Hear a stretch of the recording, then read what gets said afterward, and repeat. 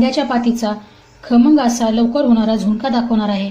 हा कांद्याच्या पातीचा झुणका एकदम खमंग होतो व तो तुम्ही ज्वारीच्या भाकरीसोबत, बाजरीच्या भाकरीसोबत, तांदळाच्या भाकरीसोबत खाऊ शकता। कांदा पातीचा झुणका बनवण्यासाठी इथे मी कांद्याची अशी पात घेतलेली आहे। ही पात बारीक बारीक कांद्यासहित घेतलेली आहे। आता ही सर्व पात आपल्याला कापून घ्यायची आहे। कापण्याच्या आधी ही पात धुवून घ्या। ही मी धुवून घेतलेली पात आहे। आता एक एक कांदा असा साफ करून घ्या।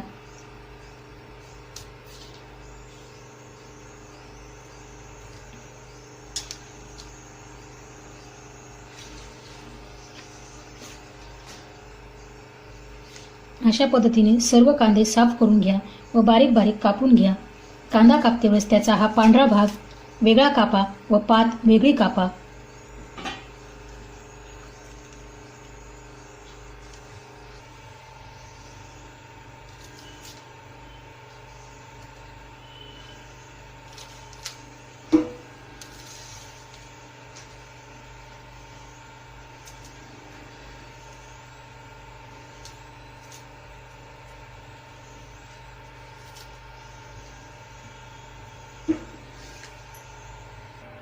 सर्व कांदा पात व कांदे असे वेगळे वेगळे कापून घेतलेले आहे। आता ही कांद्याची पात खूप बारीक बारीक अशी कापून घ्या। कांदा पात कापल्यानंतर हे कांदे देखील आपल्याला खूप बारीक असे कापून घ्यायचे आहेत।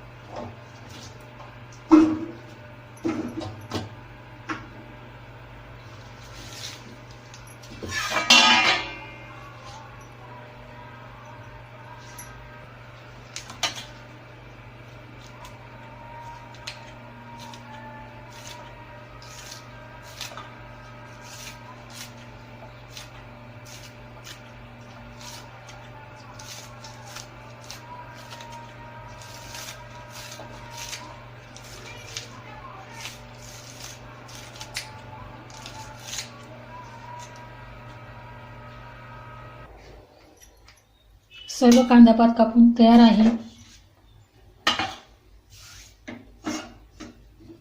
आता हे सर्व कांदे कापून घ्या।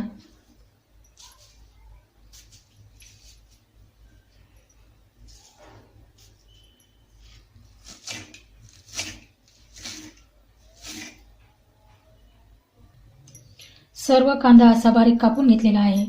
आता गॅसवरती एक लोखंडी कढई ठेवा। कांदा पातीचा खमंग झुणका बनवण्यासाठी नेहमी लोखंडी कढईचा वापर करा।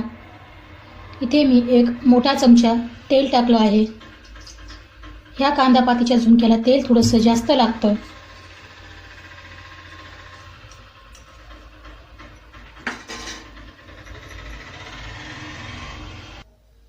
तेल गरम झाल्यानंतर त्याच्यामध्ये एक चमचा मोहरी टाका। मोहरी तडतडल्यानंतर त्याच्यामध्ये इथे मी 8 ते 10 हिरव्या मिरच्या घेतलेल्या आहेत। ह्या हिरव्या मिरच्या चवीला तिखट नाही अशा ह्या हिरव्या मिरच्या आहेत।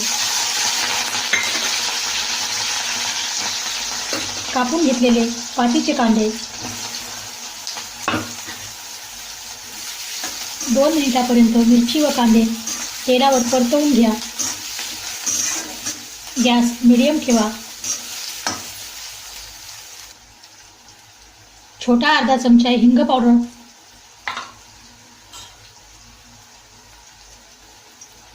अर्धा चमचा हळद,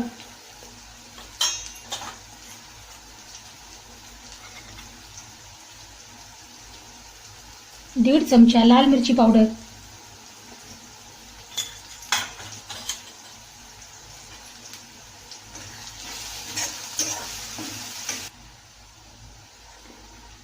छोटा 1.5 चमचा मीठ टाका। मीठ तुम्ही तुमच्या चवीनुसार कमी जास्त करा। कापून घेतलेली कांद्याची पात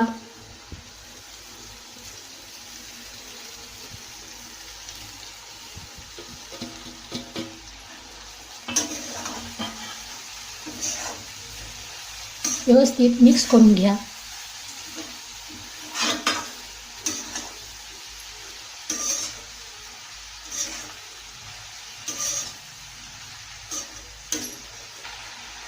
कांदा पात मिक्स केल्यानंतर ह्याच्यामध्ये आता पाऊण कप बेसन पीठ टाका। चणा डाळीचं पीठ आहे हे। आता व्यवस्थित मिक्स करा.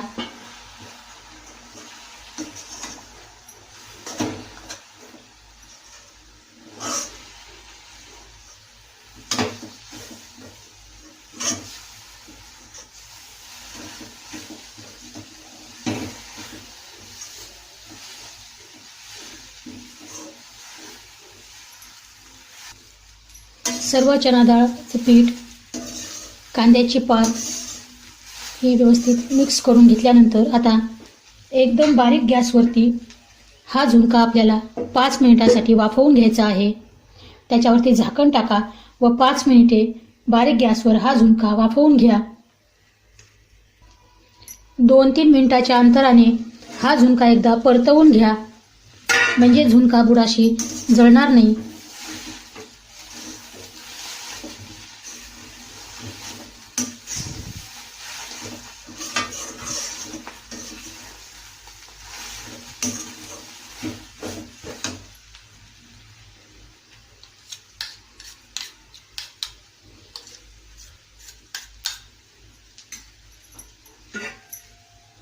झाकण टाकून वाफ येऊ द्या.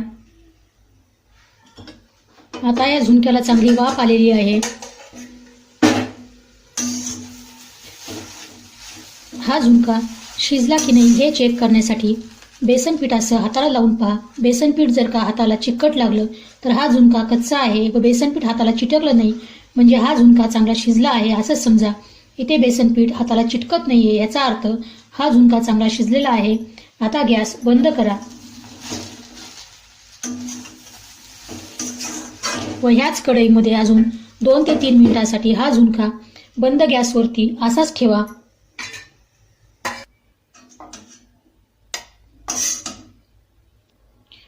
कांद्याच्या पातीचा हा झणझणीत आणि खमंग असा झुणका तुम्ही साध्या वरण भातासोबत कोणत्याही भाकरीसोबत खाऊ शकता. ही एक साईड डिश म्हणून वापरू शकता. लंच बॉक्समध्ये देण्यासाठी हा एक चांगला पर्याय आहे. कांद्याच्या पातीचा हा झणझणीत व खमंग झुणका तुम्हाला आवडला असेल तर ह्या रेसिपीला लाईक करा आणि अशाच नवनवीन रेसिपीज पाहण्यासाठी माझ्या चॅनलला सबस्क्राईब करा. तसेच तुम्ही आता माझ्या अशाच नवनवीन रेसिपीज माझ्या फेसबुक पेजवर देखील पाहू शकता. RK फूड कॉर्नर मराठी नावाने माझं फेसबुक पेज आहे. कांद्याच्या पातीचा झणझणीत झुणका. परत भेटू अशाच एका नवीन रेसिपीसोबत.